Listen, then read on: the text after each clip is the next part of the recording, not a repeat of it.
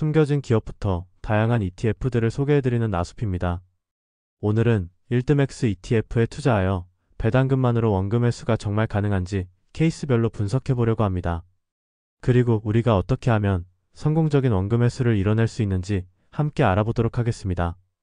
일드맥스 투자를 하면서 여러 영상과 자료들을 확인하면 한 번쯤은 이러한 댓글을 보게 됩니다. 예를 들면 MSTY에 투자하여 1년 만에 원금 회수 완료했습니다. 이후부터는 편한 마음으로 배당 받고 있어요. 같은 댓글이죠. 원금 회수를 완료했다는 말은 투자 원금을 배당금으로 모두 돌려받았다는 뜻이고, 실제로 꽤나 많은 분들이 원금 회수를 달성하기도 했습니다. 여기서 일드맥스 투자를 처음 접하는 사람이나 배당 투자에 관심이 많은 사람은 보통 나도 원금 회수가 가능할까 하고 관련 종목들을 찾아봅니다. 그리고 대부분의 분들은 가장 인기가 많은 MSTY, CONY 등에 투자하여 원금 회수를 노리십니다. 이번 영상의 케이스 1번으로 MSTY의 상장 직후 바로 투자했다면 어떤 결과가 나왔을지 함께 보겠습니다. 우선 2월 말 상장 당일 종가는 21.19달러였고 4월부터 배당금을 지급받아 7월 정도에 원금의 절반을 회수하게 됩니다. 그리고 11월에 원금 회수가 완료되는데요. 기간으로 따지면 대략 11개월 정도입니다. 1년도 안 되는 시간에 원금을 그대로 회수하고 이제 마음 편하게 평생 배당금을 받을 수 있게 되었습니다. 이러한 케이스들을 보면 일드맥스 투자에 손이 갈 수밖에 없죠. 심지어 주가를 보면 상장 당일 20달러대에서 고점 부근에는 40달러까지 치솟기도 했습니다. 원금 회수율 100%에 더해 주가 차익도 상당히 발생했습니다. 그럼 이번에는 좋지 않았던 케이스로 뒤늦게 2024년 12월 13일 37.58달러에 투자했다고 가정하여 원금 회수율을 계산해 보겠습니다.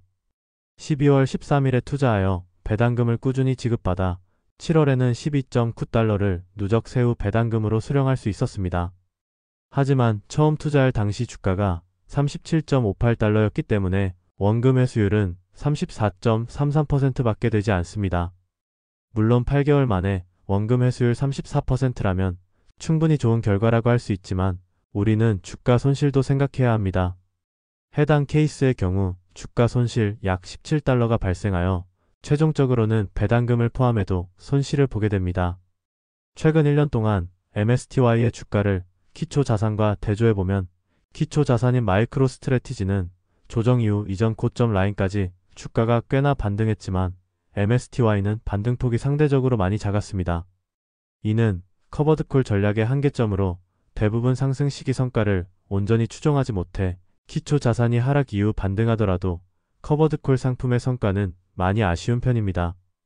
또 다른 종목인 CONY와 기초 자산인 코인베이스의 상장 이후 총 수익률을 비교해보면 파란선의 상승폭이 주황선에 비해 매우 작다는 걸 알 수 있습니다.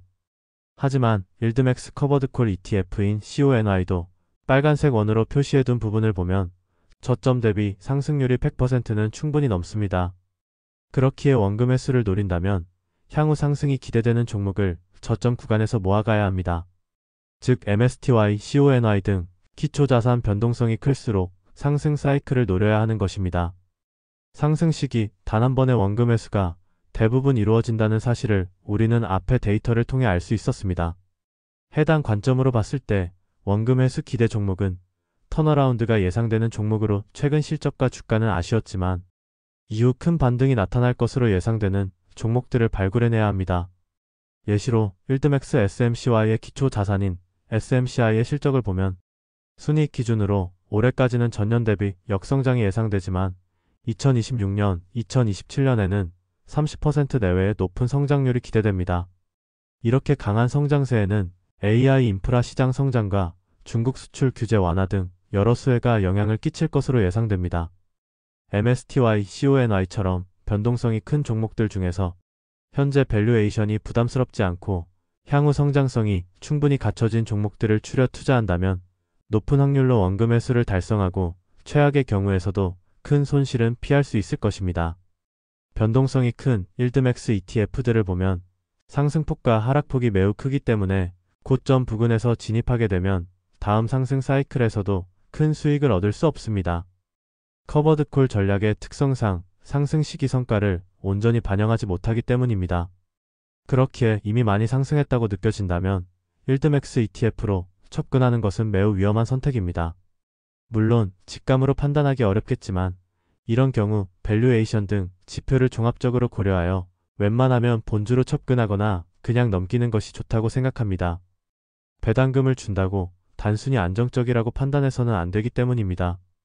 고점 부근에서 투자한다면 나중에 조정 이후 반등이 오더라도 일드맥스 ETF의 상승폭은 탈출이 쉽지 않겠습니다. 그리고 또 다른 케이스로는 기초 자산이 꾸준한 우상향을 보이는 경우가 있습니다. 하락폭이 크지 않고 꾸준한 계단식 상승이 나온 넷플릭스를 기초 자산으로 하는 NFLY를 보면 꾸준히 상승하여 원금을 대부분 회수할 수 있었습니다. 기초 자산의 실적이 탄탄하여 꾸준한 우상향이 기대된다면 장기적으로 안정적인 배당 창출 수단이 될 수 있습니다. 지난 분석 영상을 보신 분들은 아시겠지만 저는 밸류에이션이 부담스러운 종목은 1차 필터링을 진행했었습니다. 물론 밸류에이션이 매우 높은 종목도 성과가 좋을 수 있지만 잘못 선택한다면 손실이 매우 커질 수 있기 때문입니다.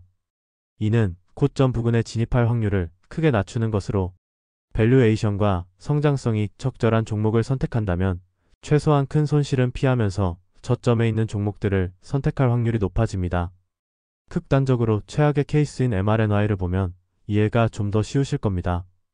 MRNY는 상장 이후 주가가 90% 가까이 하락하였습니다. 해당 ETF의 기초 자산인 모더나는 지속 적자를 기록하고 있었는데요. 이런 종목의 잠재력도 높겠지만 이렇게 일이 잘 풀리지 않는다면 정말 끝도 없이 하락할 수도 있습니다. 개인적으로도 과거의 MRNY에 대해 질문을 하시는 분들이 있다면 현재로서는 고려하고 있지 않다 등의 답변을 남겨드렸던 기억이 있습니다. 좋은 우량 종목들이 많은데 굳이 적자 기업을 선택하여 모험을 할 필요는 없다고 생각합니다. 물론 기초 자산을 정말 깊게 공부하여 투자하신다면 문제가 없겠죠. 배당 투자자에게 많은 인기를 얻고 있는 일드맥스 투자 역시 쉽게 봐서는 안 됩니다.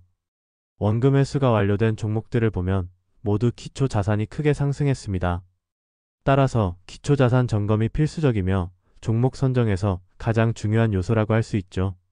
특히 개별 종목 기반 고배당 ETF들은 항상 높은 리스크를 지녔다는 점을 인지하고 감당 가능한 범위 내에서만 투자해야 합니다. 적절한 분할 매수, 분산 투자가 지속 가능한 투자를 만들어줄 것입니다. 결국 일드맥스 ETF로 배당금만으로 원금 회수가 가능한지는 기초 자산의 선택, 진입 시점, 분할 매수 전략에 따라 달라집니다. MSTY, CONY처럼 기초 자산이 강하게 상승한 케이스는 1년도 되지 않아 원금 회수가 가능했지만 반대로 고점 진입이나 기초 자산 부진 시에는 손실이 장기화될 수 있습니다. 그렇기에 단순히 배당률만 보고 접근하기보다는 기초 자산의 성장성, 밸류에이션, 업황 전망 등을 꼼꼼히 살펴보는 것이 중요합니다. 특히 일드맥스 ETF처럼 변동성이 큰 상품일수록 리스크를 분산할 수 있는 전략이 필수적입니다.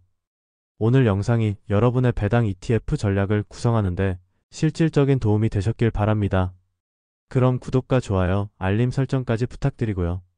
다음 영상에서는 더 깊이 있는 분석과 실전 전략으로 다시 찾아뵙겠습니다. 감사합니다.